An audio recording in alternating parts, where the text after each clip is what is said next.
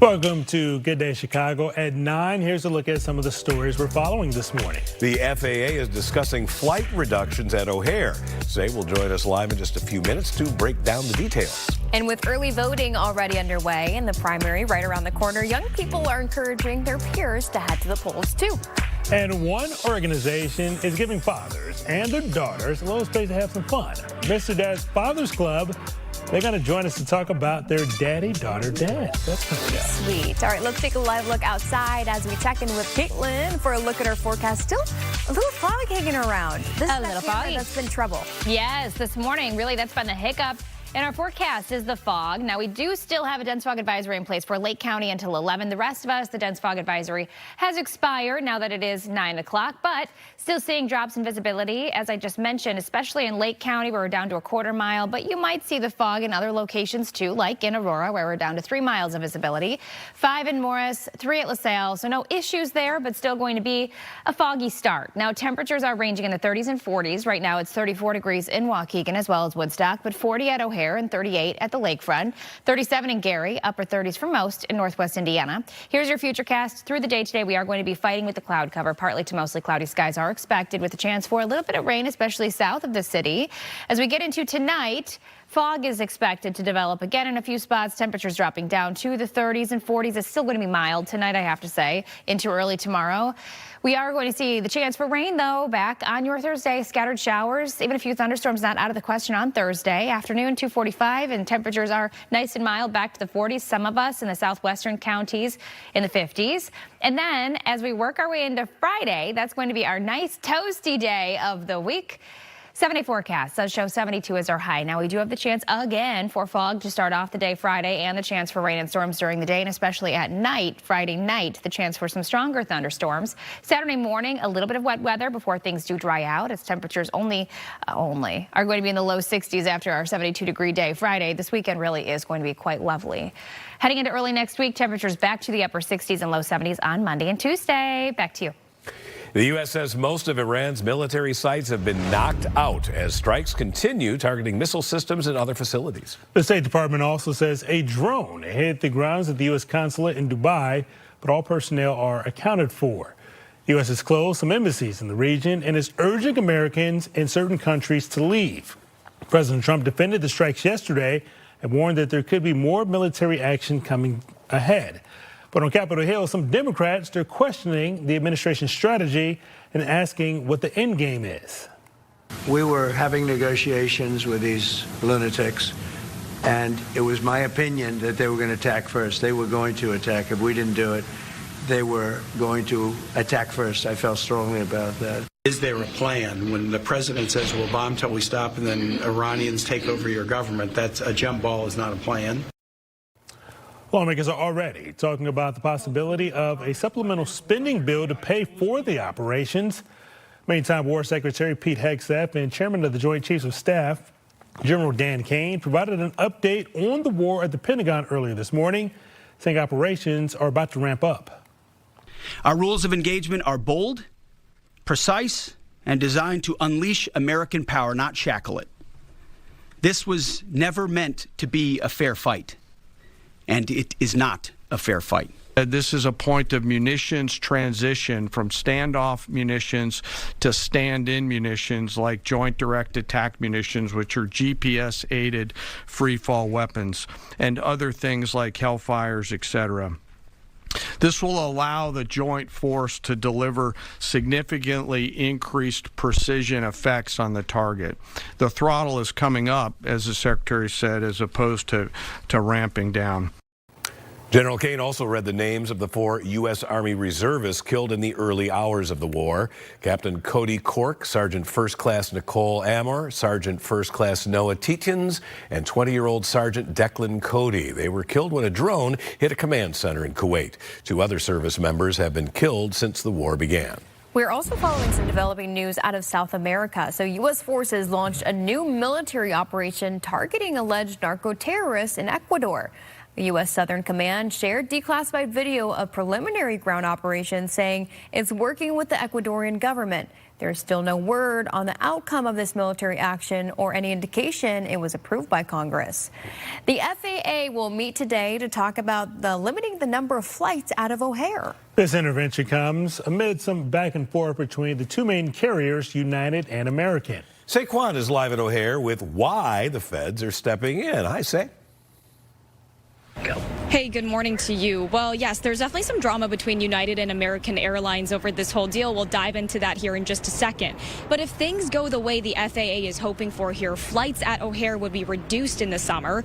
And you're probably thinking at home this is going to lead to some flight disruptions, but actually the FAA is trying to put travelers at the forefront here, and they say that this change could actually put them more at ease. Here's why they say that, okay? The FAA says major airlines have basically overbooked flights at O'Hare for the summer, and it says cutting some of those flights could help reduce the number of delays and cancellations. The agency also says the current flight schedule could stress the safety systems at the airport, including runways, terminals, and air traffic control. So let's take a look at that flight schedule for the summer season. We are looking at about 3,080 flights a day on the busiest days. That's about 400 more flights per day compared to last summer when they were operating 2,680 flights a day. Basically, the FAA thinks that's just too many, and they want to limit daily operations to 100 hourly departures and arrivals, which, when you do the math, that comes out to 2,800 flights a day. This ordeal, however, has caused some drama between United and American Airlines as they've been battling it out for gate space. Both airlines are trying to add as many flights as possible here to get more passengers and therefore win more gates. In a memo to team members, American Airlines actually pointed their fingers at United, saying in part they proceeded to add approximately 130 additional flights this summer, bringing them to a 34% increase year over year. This is not meaningful growth. It was a ploy to overschedule the airport to manipulate a provision. That provision, by the way, is a reference to the current lease at O'Hare, which allocates gates based on the number of flights that were scheduled by an airline the previous year. We have reached out to United. We still have not yet heard back. Now, what we don't know at this point is how exactly this could affect passengers who already booked their summer flights in or out of O'Hare. We do know the FAA is going to start asking United and American to start cutting back on some of these summer flights, with these meetings expected to take the next few days. Guys? Thank you, Say. Well, Governor Pritzker is facing some new questions after former President Bill Clinton mentioned him during his deposition with House lawmakers last week. This is all, of course, a part of the Jeffrey Epstein investigation. Now, Clinton said Pritzker flew on Epstein's private jet to attend charity functions and that sometimes supporters and donors went with him. I think it was on one of these trips, I think, that I had my first trip for the man who's now the governor of Illinois, J.B. Pritzker, and his wife. They helped me get started. Clinton's former deputy chief of staff later clarified the former president was citing Pritzker as an example of someone who traveled to see the foundation's work, not as someone who flew on Epstein's plane. Governor Pritzker also responded. See, no. Let me be clear. First of all, President Clinton clearly was mistaken, and he corrected the mistake, to his credit. And no, I had never met Jeffrey Epstein. I was never on Jeffrey Epstein's plane. I was never on any plane with Jeffrey Epstein or with Ghislaine Maxwell. Never met her. But you know who did? You know who palled around with both of them? Donald Trump did. Thomas Pritzker, the cousin of Governor J.B. Pritzker, recently resigned as executive chairman of Hyatt Hotels over his connection to Jeffrey Epstein was revealed in the files recently. All right, an ordinance that would have held parents responsible for crimes committed by their children was rejected by the Chicago City Council Committee. The ordinance called for fines of at least $1,000, community service, and family counseling. Parents would have been held accountable for things like curfew violations, street racing, drug, alcohol, and gun offenses. Governor Pritzker is expressing optimism about keeping the Bears in Illinois, specifically Arlington Heights. This mega projects bill was approved by a House committee last week, but then lawmakers left Springfield and they're not expected to return until March 18th. Pritzker says that there will be progress once the lawmakers return. Meanwhile, in Indiana, lawmakers have been working quickly to bring the Bears across state lines. A bill to create the Northwest Indiana Stadium Authority was signed into law by Governor Mike Braun. And speaking of the Bears, a surprise here. Key piece to their offense is calling it a career. Reports say center Drew Dahlman has informed the team of his decision to retire.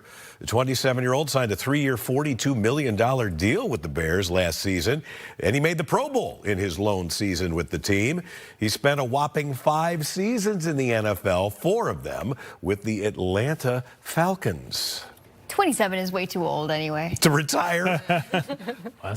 I wish. All right. The iconic Chicago Pride Parade is back this summer, and this year's theme is Free to Be Proud. Organizers say it reflects how far the community has come and the work that remains. The 55th annual parade steps off Sunday, June 28th in the North Halsted neighborhood.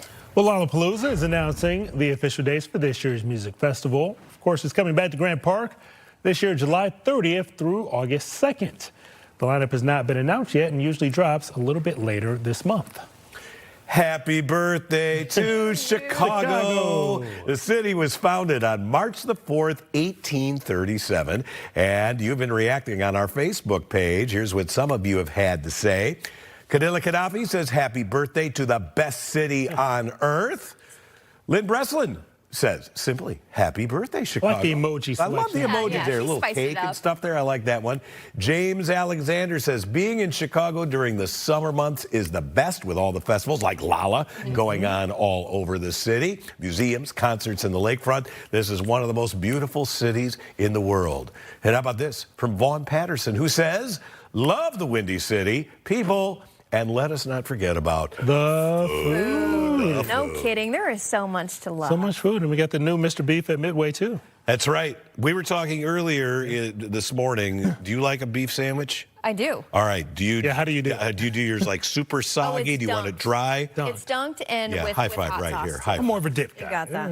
No, it has to be Something for everybody. All right, we'll talk about this during the break. We'll be right back.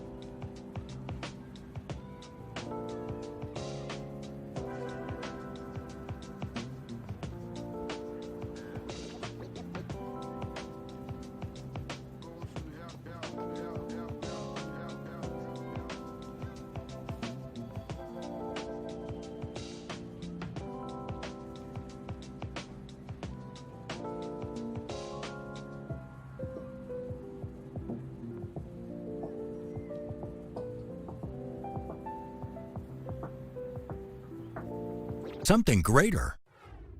Welcome back. Time now 9:15. Still a little bit foggy out there. Clouds hanging a little bit low, but we even got 70s expected this weekend.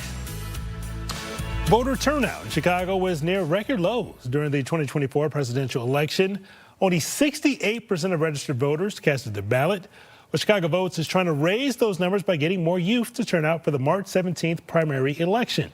Joined this morning by Paris Chambliss and Victor Salgado Garcia. Thank you both for being here this morning. Thank you for having us. Thank you so much. Victor, I'm going to start with you. Now, Chicago Votes wants to make students voting, they want to make that experience fun. Why is it important, and how exactly do you go about achieving that? So I think it's very vital to make the experience fun because we don't want it to be intimidating, especially because this is the first time that a lot of them are voting. So we want that to be a very joyous moment with community around them because the hope really is that they continue to vote onward in every election. Paris, as one of the student leaders, what do you think is an important issue to young voters going to the polls this month? I definitely think an important issue is safety. This has been something that I've experienced around my college campus, and I've seen other college campuses also be worried about. So they're worried about the safety of themselves and their neighbors, and I really do think that that is going to show in voting. Also, Paris, for you, what do you think is one of the misconceptions about young voters that they only turn out for presidential elections and not primaries? I think the misconception is that they don't care about primary elections or any election at all, when in reality, I think it's just that they don't have all the information that they believe they need to have. And how do you guys go about sharing that information to make sure that these young voters are informed? So we are actually basically going to be found everywhere that is where all the youth coordinate. So it could be at a rave, it could be outside of a club, it could be at the skate park. We just really want to show up where the people are essentially and get them registered to vote because there is a lot of big elections coming up at the state level and national level. When we talk about young voters, what age group specifically are we kind of targeting with these efforts? So as of right now, we definitely are starting at 17 at most because once they make it to 18 by the time that the elections come, we definitely want them to be registered for that. So really, right now, we're going to get over 1,000 students, high school students, this next upcoming 2 days. You mentioned the 1,000 high school students. How is CPS Schools kind of helping you guys achieve that number? They're really great. They've been partnering with us. Noble has also been really a great partner. They will be coordinating the buses to come to the super site downtown. And I want to know this for the both of you. When you're making a big effort like this to get more youth involved in voting, what does success look like? That's a great question. I think success is honestly just seeing the smiles on their faces, is seeing that they actually feel engaged in this moment. And then more than anything, they want to continue to educate even their peers. And Paris, you mentioned that you're on a college campus. What are some of those conversations like with some of your classmates when it comes to heading to the polls? For me, a lot of the conversations that happen on my college campus, they really want to be sure that everyone around them is getting out to vote. So whether that be them posting on social media or just talking about it in our student center, they really do want everyone to get out to vote. Maybe somebody at home has a young person that they want to encourage to get out to vote. Where can they find more information about you guys? Yes, you can definitely find us at chicagovotes.com or on Instagram at chicagovotes. All right, thank you both for your time this morning. Thank you so much. Thank you. All right, time is now 9:18 here on Good Day Chicago. We'll be right back after a short break.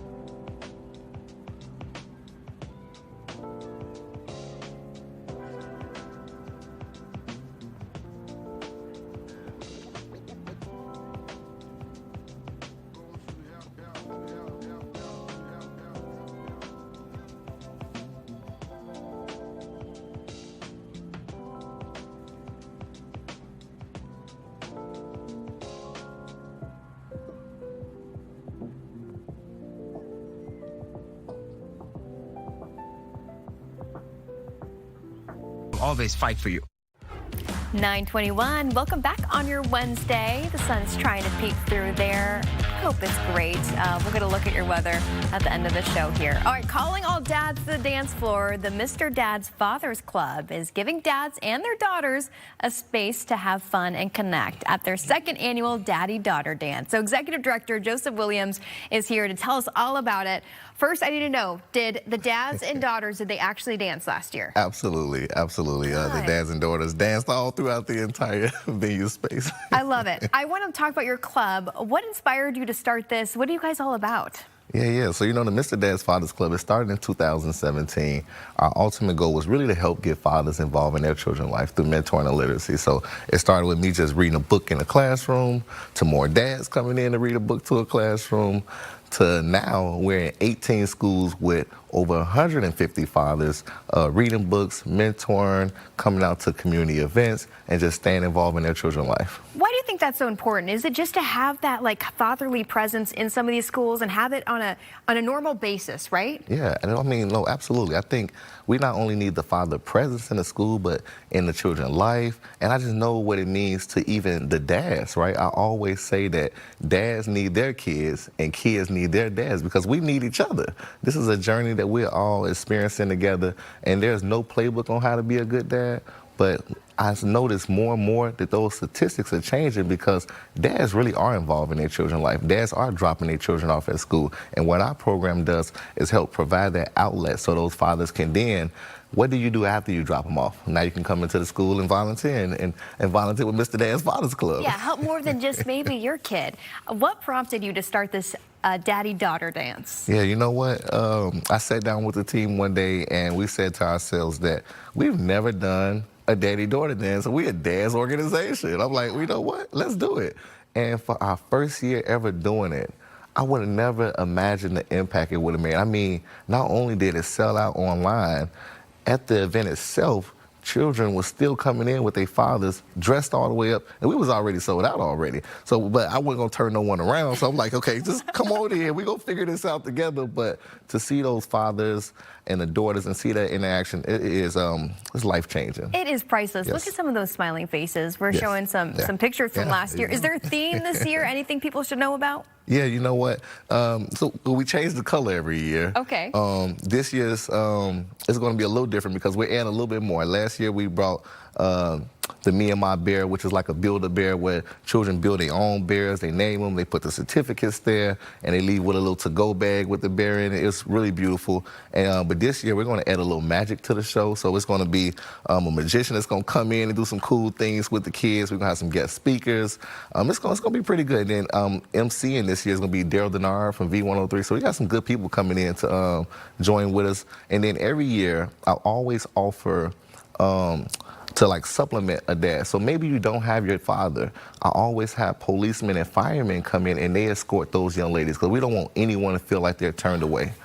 I have the children. That's such a good idea, Joseph. Yeah. Do you have a daughter yourself? I got 4 daughters. You have 4 daughters? I got 6 children. You have 6 kids, yes. Joseph? So you're busy at home. You're busy with this organization. Yes. So you know how important it is having a father figure in the house. And thank you for what you do then and sharing this with others here. Absolutely. You're obviously then excited to take your girls. Yeah, absolutely. I mean, look, we did it last year.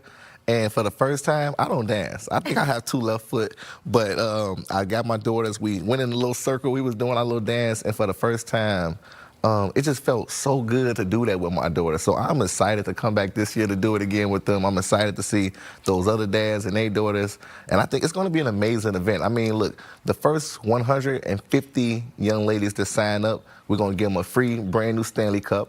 So it's a lot of good stuff that's coming along with this event this year. Okay, speaking of, people are obviously interested. Yes. Daddy-daughter, you don't hear about it happening much, you know? So this is a really special event. Where can they get more information? Yeah, absolutely. So you can visit our website at MrDadsFathersClub.com. You'll get a full description and where you can buy tickets.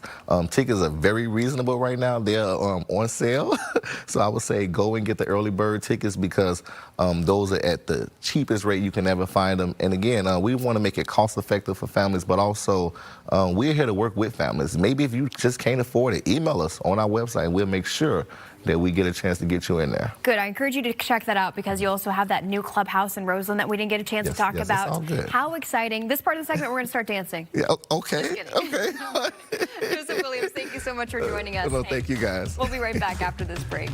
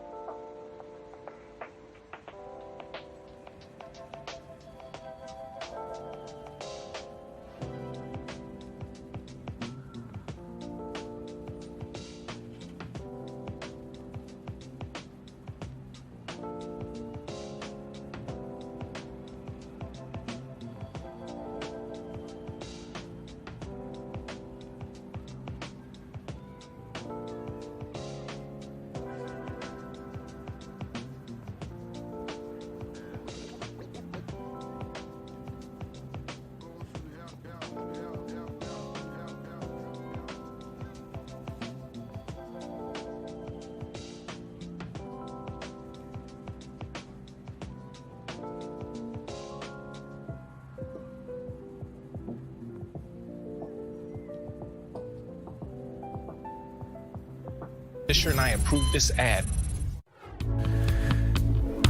It is not quite 9:30, and there's still just a little bit of fog hanging over parts of the area. The dense fog advisory should be gone area-wide. Technically, it's not. I'll show you where it is still in effect. Let's look at the current temperatures. Yeah, we're 40 degrees, give or take a couple of degrees. A little bit colder far north. Woodstock, for example, only 34, but it is 43 at Joliet, officially 40 at O'Hare, 41 at Morris, 40 at Kankakee, Northwest Indiana, Merrillville 39, Valparaiso with 40 degrees, and in Gary, it is mostly cloudy and 37 degrees. So, dense fog advisory. The National Weather Service has extended it until 11 o'clock for Lake County. It's also in effect across the state line there into southern Wisconsin. But look at the visibility number. It's still low, half mile at Waukegan's airport. But I'm looking at some security cameras and traffic cameras in Lake County. The fog really isn't that bad. So I think the visibilities are improving. Certainly the rest of the area in good shape. Rain, as expected, stayed downstate, not bothering us. And it's going to be a dry day today. What about tonight? Let's look at our Weather Authority futurecast. You'll see a gradual uptick in cloud cover during the afternoon. Where we have the fog now is actually where there may be a little bit more sunshine here later today. But in general, it ends up being mostly cloudy. Here we are at 8 o'clock, and it's completely cloudy. What about rain? Well, it's kind of a snoozer. Our model has virtually nothing until we get to tomorrow morning. Now, there are a couple other computer models that I use that bring in a little rain, especially well south of the city. I'm leaning in that direction. Here's the other fly in the ointment, and that is what our model is depicting tomorrow late morning, early afternoon. A cluster of showers and thunderstorms crossing the area. That is also, in my opinion, iffy. I think it is more likely that we miss out on that. When I am more confident in showers and thunderstorms arriving is Friday. And that's twofold. With a warm front in the morning, showers and thunderstorms. That's the leading edge of what will be a 70-degree day. Then we dry out for several hours in the afternoon, and then very late in the afternoon and at night could get some stronger thunderstorms in here, a time when we need to be weather ready in case we get some severe winds. 45 today, partly to mostly cloudy. It will be cooler by the lake with an east wind at 5 to 10. Temperatures don't drop off that much tonight. There will be some areas of fog and maybe a few showers, especially well south of the city. 7-day forecast. Tomorrow, I think we can make it into the upper 40s, maybe a shower around. More likely, though, Friday morning and again late Friday or Friday night. That'll be after a high of 70. This weekend, not as warm, but not bad. I'll take a couple of 60s. Daylight saving time begins this weekend. When you go to bed Saturday night, you'll set your clocks ahead 1 hour, or let the clocks pretty much do it themselves these days. 70s return, though. Monday and Tuesday could be some scattered showers around on Tuesday. Let's look at a couple of lovely photos that came in via the Fox 32 weather app. First, this is Mary from Valparaiso giving us a look at that full moon on March the 2nd. Of course, it would have been nice to see the eclipse, but we were completely clouded out from that. But that's a cool atmospheric shot. I like that one, Mary. And our second photo, look closely there, Augie Fezzi. That's a cool looking tree, but there on the left, you see a squirrel. Looks like he's digging in there maybe for something. Maybe he's looking for a little sweet treat in there. Thank you both for sharing your pictures with us via the Fox 32 weather app. Brian? Well, spring break is right around the corner, and if flights and hotel prices have you thinking twice, you may not have to go very far at all. The Illinois Office of Tourism says some of the best escapes are right here in our own backyard. Katie Sheehan from Enjoy Illinois is here with some affordable, family-friendly staycation ideas that still feel like a real getaway. Good morning to you. That's right. Good morning, Brian. Yeah, there's a lot of places that you can go in Illinois and not spend a lot of money, not spend a lot of time. Don't have to worry about going to the airport. Don't have to worry about our passports valid. You just hop in the car, hop in the train, and take a little Illinois adventure. You mentioned some of those Illinois adventures either by hopping in the car or on the train. What is maybe one of these underrated options for families this year? Well, we could talk about Gurnee, Lake County. That's about an hour from Chicago. That is Mike Kaplan's town, yeah. Yeah, so, that's a great place for families looking to maybe burn some energy with their kids, with the indoor water park. There's biking trails nearby, too. There's also, indoor golf courses. There are all kinds of things to stimulate the kids, get them all energy, burned out, and get them to sleep in the lodge that's right there. Everything's on site. You know, there's restaurants, there's new skills you could learn with rock climbing, chill in the lazy river, all kinds of stuff. And there's a mall next door. And once it gets a little warmer, you know, Six Flags is right there too. So there's a lot to do right there in Gurnee for families with young kids that are looking for some high energy vacations. And somebody's looking to travel maybe a little bit further than some of the far northern suburbs. Our state capital, Springfield, is another option within driving distance. How can families turn that experience into both a fun and meaningful trip for kids? Yeah, well, actually, so I live in Springfield, and this is what my background is showing is the Abraham Lincoln Presidential Library and Museum. Great place to visit. It's very educational. It's also fun to visit this museum for people of all ages. I recommend kind of building in at least 2 hours for the Presidential Library and Museum. There's also some free Lincoln things to do in Springfield. Lincoln's home and Lincoln's tomb don't cost any money. And then, you know, with the America 250, you know, it's America's 250th birthday this year. There's the Illinois Passport. You can knock off a few things from here in Springfield. Very presidential place. Other than the current state capitol, the old state capitol ties to Abe Lincoln. That's where his political career took off. And as many people know in recent years, that's where President Barack Obama announced that he was running for president. And that's when he announced his running mate, Joe Biden, at the old state capitol in Springfield. So lots to do and free things. There's also a Kidseum in Springfield and lots of interesting, cool restaurants. I know you said you've been to Springfield for a field trip, but it's been a while. Did you ever have a horseshoe when you were in Springfield? What was that? Did you ever have a horseshoe to eat while you were in Springfield? No, I didn't have that one. Okay, well, it's really healthy. It's Texas toast, then hamburger, French fries, and then cheese sauce. It's pretty iconic, very Springfield. It's definitely something to do while you're in town. I'm going to have to get in town just for one of those. Now, not everybody is traveling with the kids this time of year. Yeah. Maybe someone's looking for something a little bit more relaxed, maybe a couple's trip or friends weekend. Why does Galena stand out as an option for that? Oh, yeah. Galena is like a little European city in Illinois. It has storybook charm. It is so cute. The historic Main Street has all kinds of adorable shops and restaurants. There's spas in Galena. It just feels like time moves a little bit slower in Galena. So the Eagle Ridge Resort and Spa is a great place to stay. There's also Ulysses S. Grant sites in Galena because President Grant has ties to Galena that you can see and experience. There's also a really cool Jail Hill Inn in Galena that is famous around the world. It used to be a jail. It's not currently. It's a luxury little Airbnb that you can stay at. Jail. And it's quite the experience. So Galena is very cute. It feels like a Hallmark movie in a lot of ways. And actually there's skiing there too if the weather's right. But hopefully we're moving away from that snow. Who knows? Hopefully. We only got a few seconds left. Very quickly, what is the easiest way for somebody watching at home to plan one of these trips? Yeah, come to our website, enjoyillinois.com. I guarantee we're going to load you up with lots of trip inspiration, lots of different ideas. You can even book stays from our website, but enjoyillinois.com for all your travel needs for Illinois staycations. All right, Katie, thanks so much for your time. I'll have to get down there to get one of those sandwiches. That's on my list. Horseshoe. That's right. Thanks. All right. Time now 9:38. We'll be right back on Good Day Chicago.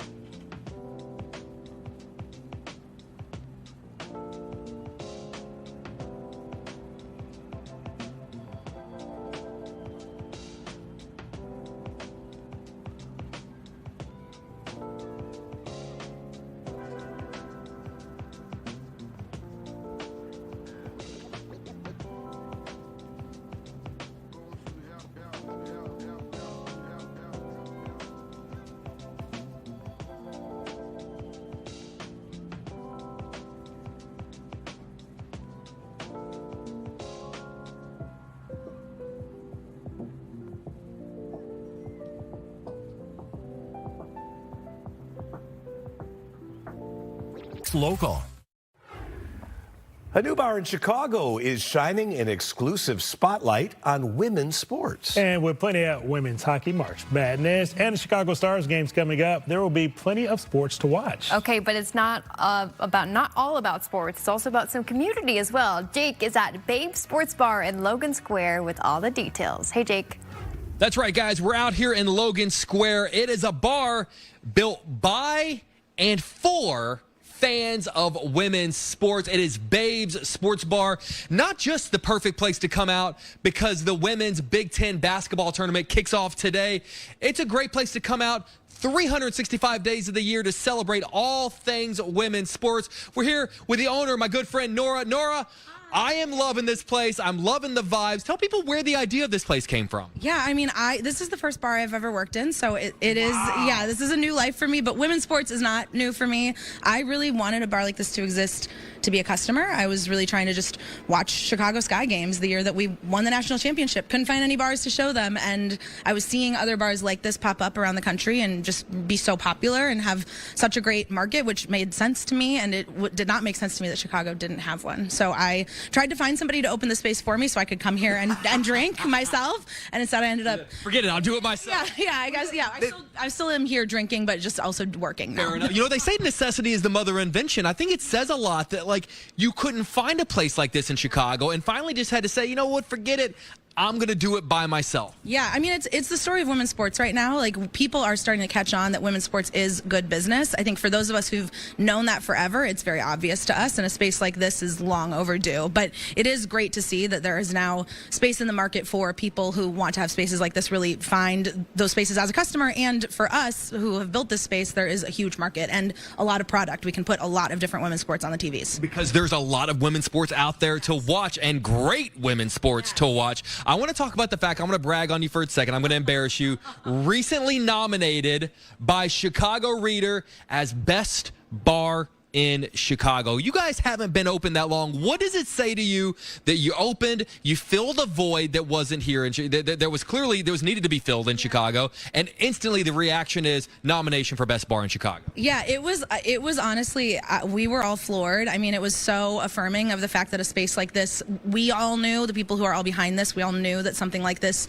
was needed. The fact that it has resonated so much with people really tells me that we are doing something really right. There's always a team that we should be rooting for in Chicago. Yeah, definitely. We get so many requests for having multiple sports on at the same time, and it's just great that there are so many we can watch. The PWHL is the Women's Hockey League. We're all going, a bunch of us from the bar and our customers, our community, we're all going to the game in Rosemont in March. We're also going to a rugby game in April. Like, there is no shortage of women's sports, both on the screens and for us to go see in Chicago. Nora, congratulations on everything. We're rooting for you. I'm going to go ahead and say it, Best Bar in Chicago. We appreciate you. It is Babe's Sports Bar. It is Logan Square, a space built by and built for fans of women's sports. Much needed right here in the city of Chicago as we toss it back to you guys in the studio.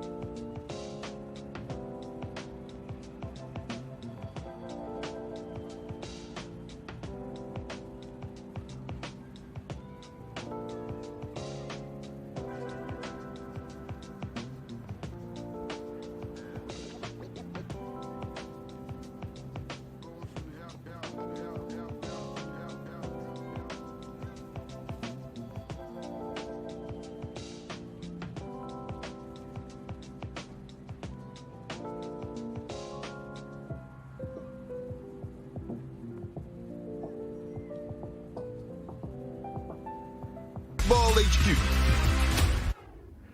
All right, lovebirds, how about an opportunity to win a free dream wedding? Our own Brian Jackson in the not-too-distant future is planning one. Well, the 10 Hotel in Gurnee, just highlighted by the Illinois Tourism Bureau, is hosting its first ever Bridal Expo on Sunday. And as part of the special event, you could win an amazing wedding day. Nicole Kyatt with the 10 Hotel is joining us this morning with the details. Good morning, Nikki. All right, Gurnee is the hot place to go, and the 10 Hotel is one of the new kind of premier destinations there for folks to stay. But you've got something special going on here, a mega wedding giveaway worth what, like 50 grand? $50,000. We really went for it. Wow. Well, what inspired you to do this? So after our family took over this property, as we remodeled different areas from the hotel rooms to the residential wing to the 2 restaurants, we're finally in the final stages, and we've remodeled our grand ballroom. So it's our way to bring the brides back to Gurnee. We wanted to add a little bit of glamour back, so we've partnered up with the Social Events Market to put on a beautiful wedding expo, and then we called on some of our friends in the wedding industry to provide a $50,000 win your dream wedding package giveaway. Give us an idea of some of the things that folks are going to get, and go ahead and give a shout out to some of the supporting vendors. So we've got everybody's favorite DJ, Craig Mifschek from Grand DJ Entertainment. Janelle Rominski is providing photography as well as a photo booth.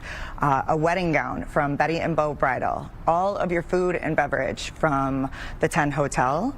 We've got pearl jewelry from Beaded For You. We've got your officiant, Jim McCardle, everybody's favorite minister right here in Gurnee.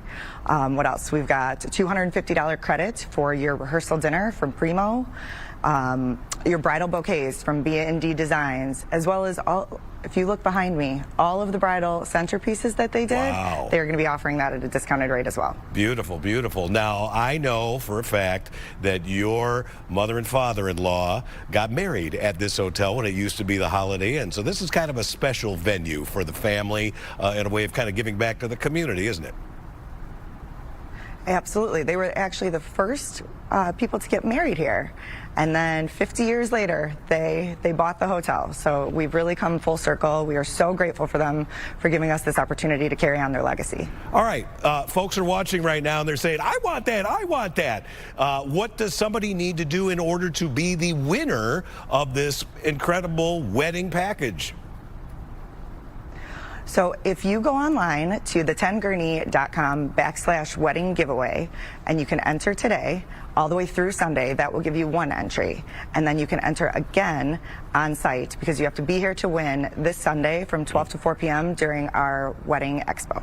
All right, so it is one of these where it's not just pulling a name out. You've got to be there on site. Both parties have to be there, or just one? What's the deal on that? The bride or the groom, they have to be here on site. We want to hear that scream. We want to hear, this could be life-changing for somebody. A $50,000 wedding, could you imagine that? Yeah. So we want to hear the excitement, we want to see the excitement, and we want to experience it with you. So right here at the 10 Hotel from 12 to 4 p.m., the drawing will actually be at 3 o'clock. So if you come early, though, you could dine at Limoncello with your bridal party in advance. We're doing $5 mimosas. And then after, especially if you win, you can celebrate at Twyla's Lounge. Terrific, where you've also got golf simulators, so maybe the bride and groom may want to hit a couple golf balls out there. Real quick here, Nikki, tell us, you last year you took over the hotel and you've made some very sweeping changes. What's your goal there for the 10 Hotel as kind of making it the premier stay in Gurnee?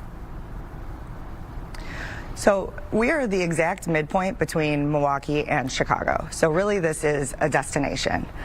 So between our newly renovated 105 boutique hotel rooms, our 80 luxury apartments, our 2 restaurants, our bar, our golf simulators, and now our grand ballroom, we really want it to be the pillar of Gurnee, a premier destination for if you're coming from anywhere, or for your family staycations. All right, wonderful. Nikki, I know this is going to be a big turnout here coming up this weekend. weekend. We can't wait to hear who the winners are. Make sure you send us a little video clip, and maybe we can show that here, the happy couple. Absolutely. All right. Thank you so much for having us. Our pleasure, Nicole. Great to have you on from the 10 Hotel in Gurnee. And we'll be right back with more of Good Day after this.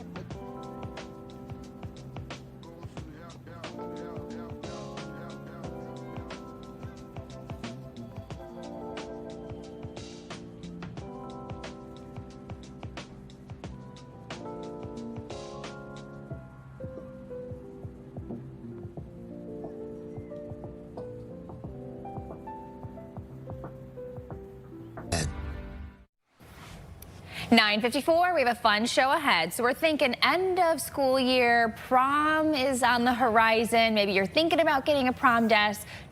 We are joined by folks in Batavia who are having their 12th prom dress giveaway. So we're going to talk about the event coming up and what you can expect. Also, we have been reporting about these overseas conflicts, and in some cases, Americans being on vacation or traveling in the midst of these things, whether it's in the Middle East or down in Puerto Vallarta during what happened with El Mencho the other week. We are going to be speaking with a former CIA officer. He has got some traveling abroad tips, the right way, what to do, how to plan if you're in that particular situation. So all that and more coming up on Chicago Now in just a few moments. We hope to see you.